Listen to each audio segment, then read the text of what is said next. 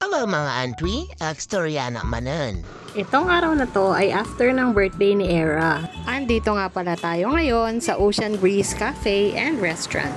Located nga pala sila mga Antwi dito sa Porok 2, Barangay Santo Rosario, Iba, Zambales.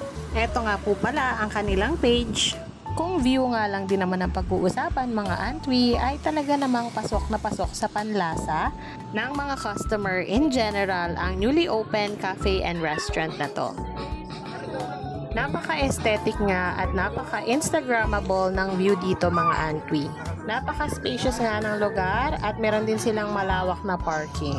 Kung plano nyo nga na lumabas at kumain sa labas together with your family ay napaka-recommendable ng lugar na ito.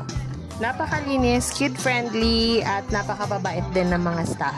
Ngayong araw nga na to ay dito tayo nagplano na mag-dinner kasama ng ating mga bagets. Siyempre habang tayo ay naghihintay ng ating order ay ito na ang chance para tayo naman ay mag-video at mag-picture.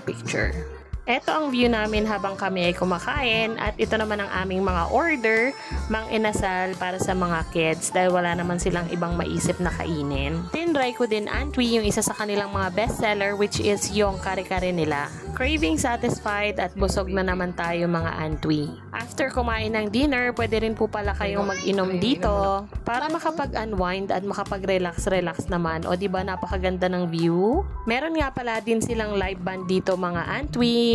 Kung di ako nagkakamali ay tuwing Sabado yata or by schedule. Eto na nga yung ilan sa mga picture na nakuhanan natin dito. Ang gaganda, diba?